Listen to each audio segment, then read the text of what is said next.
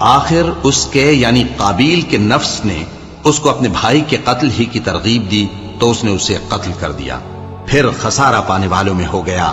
اب اللہ نے ایک کوا بھیجا جو زمین کریدنے لگا تاکہ اسے دکھائے کہ اپنے بھائی کی لاش کو کیسے چھپائے۔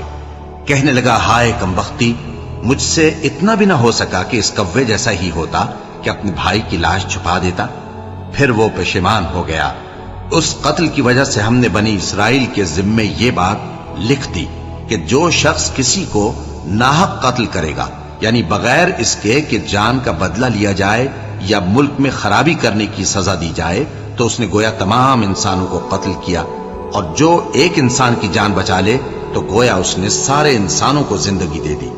اور ان لوگوں کے پاس ہمارے پیغمبر روشن دلیلیں لا چکے، پھر اس کے بعد بھی ان میں بہت سے لوگ ملک میں زیادتیاں کرنے والے ہیں۔